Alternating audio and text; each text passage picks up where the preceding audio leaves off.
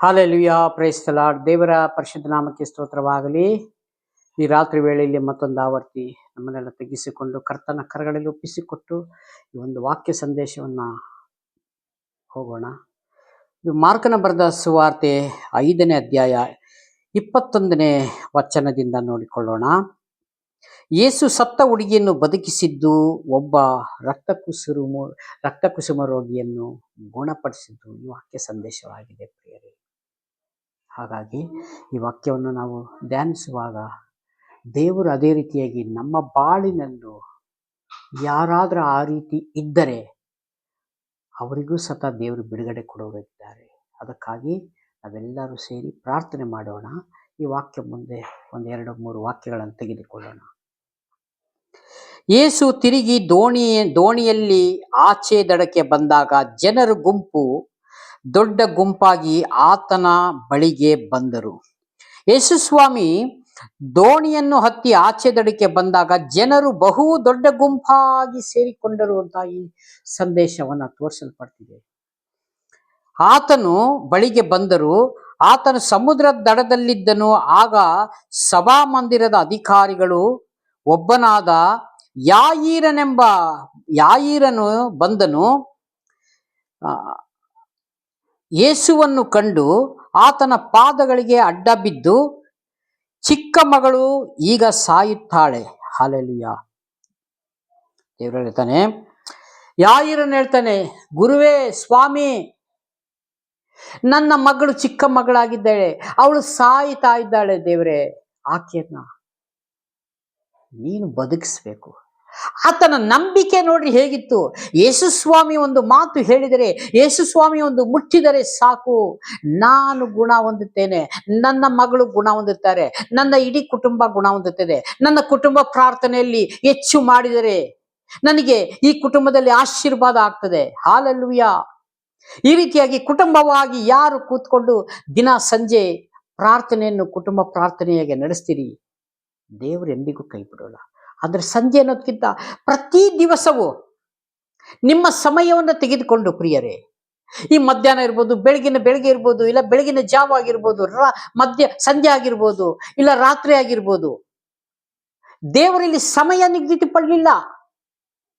ನನ್ನ ನಾಮದಲ್ಲಿ ಎಲ್ಲಿ ಕೂಡಿ ಬರ್ತಾರೋ ಅಲ್ಲಿ ನಾನು ಇದ್ದೇನೆ ಎಂಬುದಾಗಿ ದೇವರು ಪ್ರಕಟ ಮಾಡುವರಾಗಿದ್ದಾರೆ. ಅದೇ ರೀತಿಯಾಗಿ ಆ ಯಾಯೀರನ ಮಗಳು, ಚಿಕ್ಕ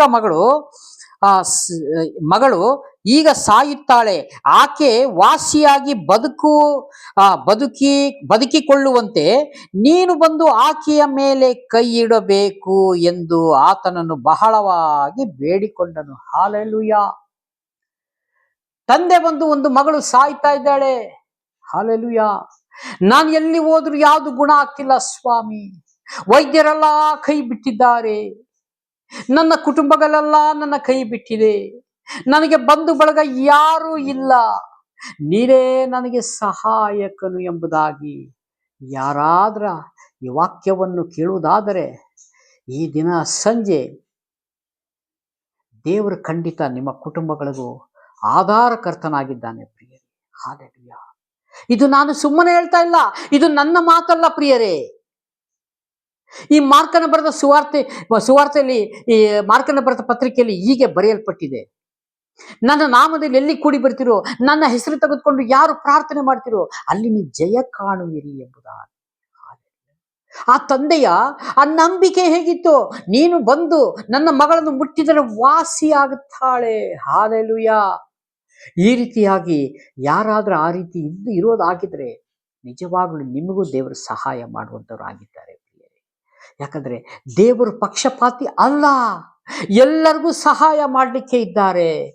ಈ ಭೂನಿವಾಸಿಗಳೇ, ಯೆಹೋವನನ್ನ ಸ್ತುತಿಸಿರಿ ಅಂತ ವಾಕ್ಯದಲ್ಲಿ ನಾವು ನೋಡ್ತೀವಲ್ಲ. ಹಾಲೆಲೂಯಾ. ಹಾಗಾಗಿ ಬೇಡಿಕೊಂಡು ಆತನು ಅವರ ಸಂಗಡ ಹೋದನು ಮತ್ತು ಬಹು ಜನರು ಆತನನ್ನು ನೋಕಿಕೊಂಡು ಹಿಂದೆ ಹೋದರು. ಆಗ ಆ 12 ವರ್ಷದಿಂದ ರಕ್ತಕುಸುಮೆ ರೋಗಿ ಇದ್ದ ಒಬ್ಬ ಹೆಂಗಸು ಬಂದಳು. ಆಕೆಯು ಅನೇಕ ವೈದ್ಯರಿಂದ ಬಹು ಕಷ್ಟವನ್ನು ಅನುಭವಿಸಿ ಕೈಯಲ್ಲಿದ್ದದ್ದನ್ನೆಲ್ಲ ಕಳೆದುಕೊಂಡು ರೋಗವು ಹೆಚ್ಚಾಯಿತು. ಈಕೆ ಯಾಯೀರನ ಮಗಳನ್ನ ವಾಸಿ ಮಾಡಲಿಕ್ಕೆ ಯೇಸು ಸ್ವಾಮಿ ಹಾದು ಹೋಗುವಾಗ ಹನ್ನೆರಡು ವರ್ಷದಿಂದ ಒಂದು ರಕ್ತ ಕುಸುಮಿ ರೋಗಿ. ಆಕೆ ಎಲ್ಲಿ ಹಾಸ್ಪಿಟ್ಲಿಗೆ ಹೋದ್ರು, ಯಾವ ಡಾಕ್ಟರ್ ನೋಡಿದ್ರು, ಎಂತ ಸ್ಕ್ಯಾನಿಂಗ್ ಮಾಡಿದ್ರು, ಹಲ್ಲೆಲೂಯಾ, ಯಾವುದು ಗುಣ ಆಗ್ತಿಲ್ಲ ಪ್ರಿಯರೇ. ಆಕೆ ನಂಬಿಕೆ ಯೇಸುವಿನ ಒಂದು ಒಂದು ಉಡುಪಿನ ಗೊಂಡೆ, ಒಂದು ವಸ್ತ್ರವನ್ನ ಮುಟ್ಟಿದರೆ ಸಾಕು, ನಾನು ಗುಣ ಹೊಂದುತ್ತೇನೆ. ಹಲ್ಲೆಲೂಯಾ. ಇದೆಲ್ಲ ಏನು ನಮಗೆ ತೋರಿಸ್ತದೆ ಅಂದ್ರೆ ನಮ್ಮ ನಂಬಿಕೆ. ಪ್ರತಿ ಒಂದು ನಂಬಿಕೆ ಮೇಲೆ ದೇವರು ಕಾರ್ಯ ಮಾಡುವಂತವರಾಗಿದ್ದಾರೆ ಪ್ರಿಯರೇ. ಹಲ್ಲೆಲೂಯಾ. ಬಾಯಿ ಮಾತಿನಿಂದ ನನ್ನನ್ನು ಸನ್ಮಾನಿಸಬೇಡ್ರಿ ಅಂತಾರೆ ಸ್ವಾಮಿ. ನಿಮ್ಮ ಒಳಗಡೆ ಏನಿದೆ ಅದ್ರ ಪ್ರಕಾರನೇ ನಾನು ತೀರ್ಪು ಮಾಡ್ತೇನೆ, ಅದ್ರ ಪ್ರಕಾರನೇ ನಿಮ್ಗೆ ಆಶೀರ್ವದಿಸ್ತೇನೆ, ಅದ್ರ ಪ್ರಕಾರನೇ ನಿಮ್ಮನ್ನ ನಡೆಸ್ತೇನೆ, ಅದ್ರ ಪ್ರಕಾರನೇ ನಿಮ್ಮನ್ನ ಪರಲೋಕ ಕರ್ಕೊಂಡು ಹೋಗ್ತೇನೆ ಅಂತಾರೆ ಸ್ವಾಮಿ. ಆಕೆ ನಂಬಿಕೆ. ದೇವರು ಬರ್ತಾ ಇದ್ದಾರೆ, ಯೇಸು ಸ್ವಾಮಿ ಬರ್ತಾ ಇದ್ದಾರೆ. ಹೇಗಾದರ ಮಾಡಿ ನಾನು ಅವರ ಒಂದು ಬಟ್ಟೆಯ ತುದಿಯನ್ನು ಮುಟ್ಟಿದರೆ ನನ್ನ ರೋಗವು ಹೋಗ್ತದೆ, ಇನ್ಯಾವತ್ತು ಬರುವುದೇ ಇಲ್ಲ. ಹಲ್ಲೆಲೂಯಾ. ಆಕೆಯ ನಂಬಿಕೆ ಬಹಳ ದೊಡ್ಡದು. ಹಲ್ಲೆಲೂಯಾ. ಕೆಳಗಡೆ ನೋಡೋಣ. ಬಂದಿದ್ದೆ ಆ ಹೊರತು ಮತ್ತೇನು ಪ್ರಯೋಜನ ಆಗಲಿಲ್ಲ ಹೊಂದುವುದರಲ್ಲಿ. ಆ ಹೆಂಗಸು ಯೇಸುವಿನ ಸಮಾಚಾರವನ್ನು ಕೇಳಿದಳು. ಹಲ್ಲೆಲೂಯಾ. ಯೇಸು ಸ್ವಾಮಿ ಸಮಾಚಾರವನ್ನು ಕೇಳಿದು, ಈ ದಾರಿಯಲ್ಲಿ ದೇವರು ಯೇಸು ಸ್ವಾಮಿ ನಡೆದುಕೊಂಡು ಹೋಗ್ತಾ ಇದ್ದಾರೆ, ಆತನ ಉಡುಪನ್ನು ಮುಟ್ಟಿದರೆ ಸಾಕು, ನೆಟ್ಟಗಾಗುವೆನು. ಹಲ್ಲೆಲೂಯಾ. ಇವತ್ತು ಯಾರು ಯೇಸುವಿನ ಹೆಸರಿನಲ್ಲೇ ಪ್ರಾರ್ಥನೆಯನ್ನು ಬಯಸ್ತೀರೋ, ಪ್ರಾರ್ಥನೆಯನ್ನು ಯಾರು ಮಾಡ್ತಾರೋ, ನೀವು ಪ್ರಾರ್ಥನೆ ಮಾಡುವುದಾದ್ರೆ ದೇವರು ಅದ ಪ್ರಾರ್ಥನೆಯನ್ನು ಕೇಳಿ ಪ್ರತಿಫಲವನ್ನು ಕೊಡುವಂತವರಾಗಿದ್ದಾರೆ. ಹಲ್ಲೆಲೂಯಾ.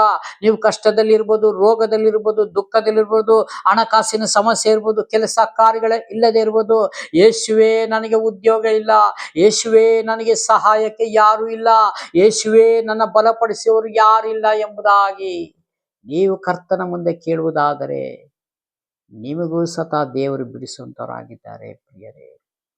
ಇಲ್ಲ ಅದೇನು ತೋರಿಸಲ್ಪಡ್ತಿದೆ, ನಿಮ್ಮ ನಂಬಿಕೆಯೇ ನಿಮಗೆ ಸ್ವಸ್ಥ ಮಾಡ್ತದೆ ಎಂಬುದಾಗಿ.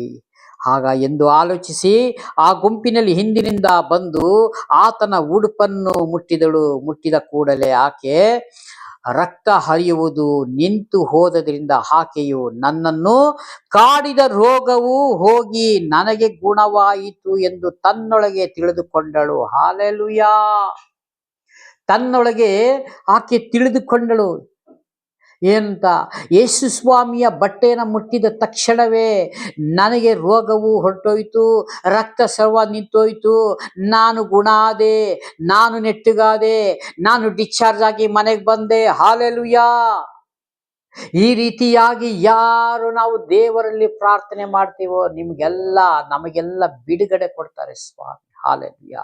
ಅದೇ ಬರೆಯಲ್ಪಟ್ಟಿದೆ. ಹಾಗಾಗಿ ಆ ಕ್ಷಣವೇ ಯೇಸು ತನ್ನಿಂದ ಶಕ್ತಿ ಹೊರಟು ಹೋಯಿತೆಂದು ತನ್ನಲ್ಲಿ ತಿಳಿದುಕೊಂಡು ಗುಂಪಿನಲ್ಲಿ ಹಿಂದಿರುಗಿ ತನ್ನ ಉಡುಪನ್ನು ಯಾರೋ ಮುಟ್ಟಿದರು ಎಂದು ಕೇಳಲು. ಹಲ್ಲೆಲೂಯಾ. ಯೇಸು ಸ್ವಾಮಿ ತಿರುಗಿ ನೋಡ್ತಾರೆ, ನನ್ನಿಂದ ಶಕ್ತಿ ಹೊರಟು ಹೋಯಿತು, ಈ ಗುಂಪಿನಲ್ಲಿ ಯಾರೋ ನನ್ನ ಬಟ್ಟೆಯನ್ನು ಮುಟ್ಟಿದರು ಎಂಬುದಾಗಿ. ಅದಕ್ಕೆ ಶಿಷ್ಯರು ಹೇಳ್ತಾರೆ ಆತನಿಗೆ, ಜನರು ನಿನ್ನನ್ನು ನೂಕುವುದನ್ನು ಕಂಡು, ಏನ್ ಸ್ವಾಮಿ, ಜನರು ನಿನ್ನ ಆ ಕಡೆ ಈ ಕಡೆ ನೂಕಿಕೊಂಡು ನಿನ್ನ ಬಟ್ಟೆ ಮುಟ್ಟಿಕೊಂಡು ನಿನ್ನೆಲ್ಲ ತಳ್ಳಿಕೊಂಡು ಹೋಗ್ತಾ ಇರ್ಬೇಕಾದ್ರೆ ಯಾರು ಅಂತ ನೀವು ಹೇಗೆ ನೋಡ್ತೀರಿ?